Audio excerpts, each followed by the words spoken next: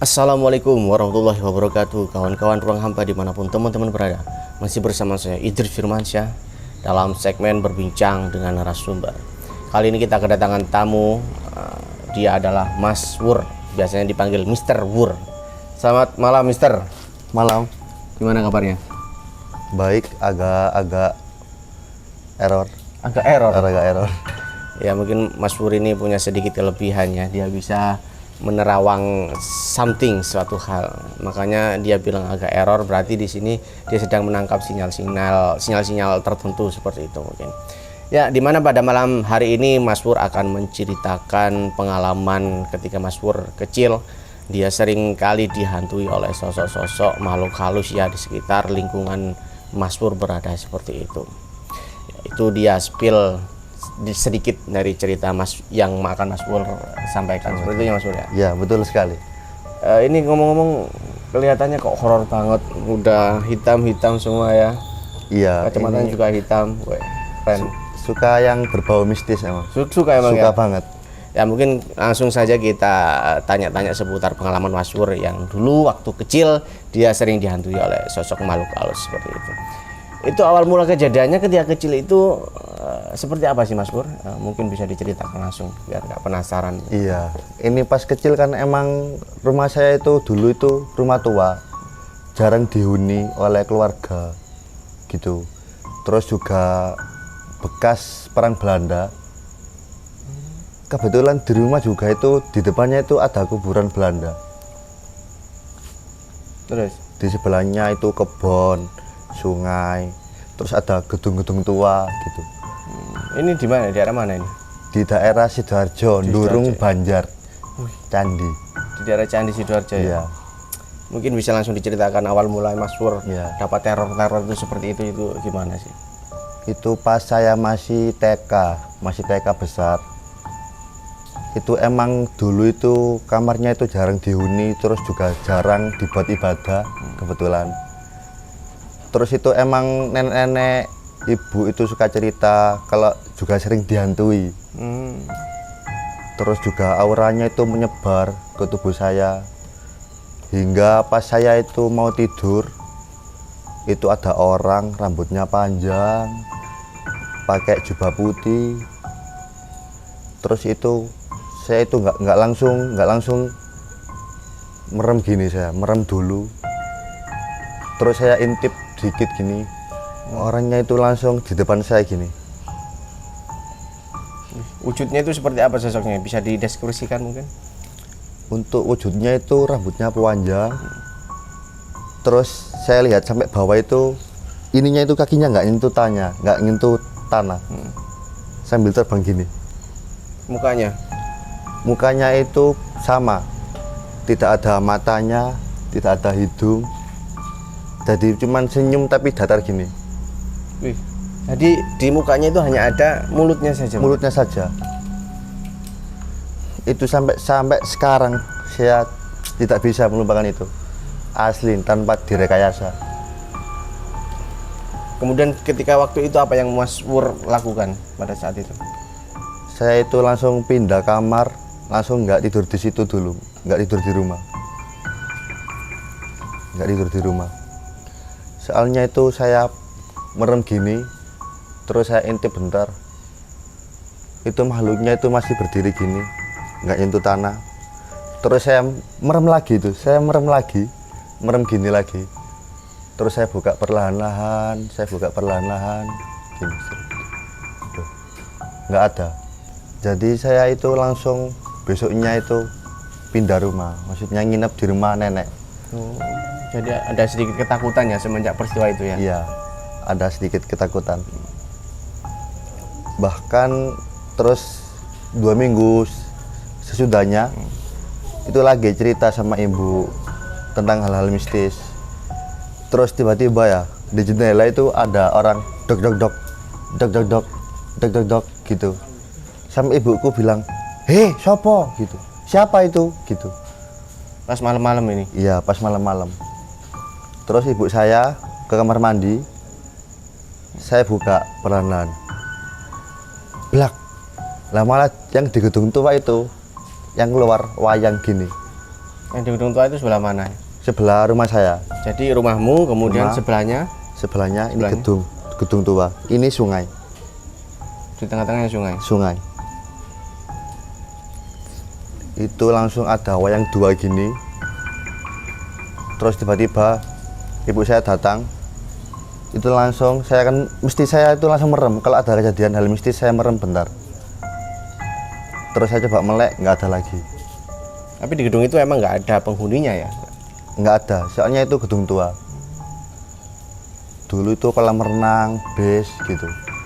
Udah nggak dipakai gedungnya. Terus Kemudian semenjak saya SD, itu kan sama anak-anak desa sering main petak umpet. Itu kan saya takut kena itu. Takut kena, soalnya kan udah dibatasin misalnya sekompleks gini sekotak. Tapi itu saya melanggar aturan. Saya sampai di kebun-kebun, sampai ada pohon randu. Pohon randu. Terus kan semuanya kan udah keluar. Tinggal saya sendiri belum keluar. Terus saya pikiran kosong. Kok tiba-tiba, waduh, ini kok gini ya? Sama ada orang. Rambutnya kriwul, matanya nyala. Terus di sebelahnya itu kan semak-semak. Itu ada angin. Ada angin. Kayak sek sek gitu. oh, semak-semaknya itu berbunyi. Berbunyi. Lah, kejadian itu saya kan gara-gara pikiran kosong. Terus halu. Terus saya perhatikan, loh. Tetap itu saya kira apa ya? Saya kira binatang lewat atau apa. Ternyata ada orang jongkok, sama kejadian jongkok. Matanya menyala, terus sambil gerak-gerak. Tak kira teman saya itu. Tak kira teman saya. Terus kamu samperin? Enggak, saya tetap duduk di situ. Soalnya kok, loh semuanya kok pada keluar, saya belum keluar. Itu di hutan rindu namanya. Hutan randu. Pohon randu. Pohon randu. Di situ. Itu saya nggak akan lupa itu momennya. Terus akhirnya ketika kamu melihat itu, apa yang kamu lakukan? Yang saya lakukan, saya ceritakan ke teman-teman, dan pada akhir itu udah gak ada yang petak umpet. Langsung pulang ke rumah masing-masing? Langsung pulang ke rumah masing-masing. Itu sangat angker itu. Terus? Mungkin saya juga gara-gara melanggar aturan juga. Apa yang kamu langgar? Soalnya saya melebihi batas, terlalu jauh sembunyinya. Mungkin bisa jadi ya? Iya, bisa jadi. Harus evaluasi diri sendiri saya. Habis itu pun? Habis itu saya beranjak ke SMA, lulus SMA. Barusan SMP? Iya. Berarti range waktunya lumayan lama ini ya? Iya, lumayan lama. Itu saya pulang dari Warkop. Itu lokasinya itu, rumahnya itu bersempitan dengan kebun, sumur tua, genteng yang mau roboh. Terus kamarnya itu udah nggak dihuni. Udah auranya itu udah kerasa banget kalau mistis itu. Tapi saya nekat, soalnya apa? Saya tidak ada tempat untuk tidur. Rumah kamu dikunci tadi itu Dikunci, ya betul sekali. Rumah saya dikunci. Terus akhirnya motor saya sembunyikan di kebun-kebun. Saya nekat tidur di kasur tadi. Tapi emang nggak dikunci rumahnya ini? Nggak dikunci. Soalnya PRT-nya tidur di rumah sebelah. Iya. Terus itu kan saya mau bangun. Bangun kok ada yang aneh ya. Soalnya posisinya rumahnya itu emang angker. Daerahnya di Durung Banjar, RT 1 RW 1. Kalau kalian mau survei silakan sama saya ke sana lagi. Terus kejadiannya seperti apa itu? Kejadiannya itu saya pas mau buang air kecil. Itu saya lupa, nggak bilang permisi apa gitu. Terus langsung saya kencingin di sumurnya. Oh, ada sumurnya juga? Ada sumurnya. Sumurnya itu bulat, panjang, lebar, terus kowotor. Tapi masih ada airnya di situ? Ada airnya. Terus kan juga ada di pojok itu kan ada ventilasi udara gini. Ventilasi udara tertutup. Terus itu saya keluarkan itu air. Saya langsung kencing. Tiba-tiba itu ada orang nengok gini, orang nengok kayak gini. Dari ventilasi udara itu. Iya, dari ventilasi udara. Orangnya hitam. Kalau ini semuanya nggak ada muka, nggak ada matanya, Rata gitu. rata. Sampai sekarang saya masih ingat. Anehnya itu orangnya itu nggak pakai tangga, tapi bisa gini, bisa nengok gini. Saya langsung teriak dan istighfar gitu. Ventilasinya padahal tinggi berarti ya. Ventilasinya tinggi.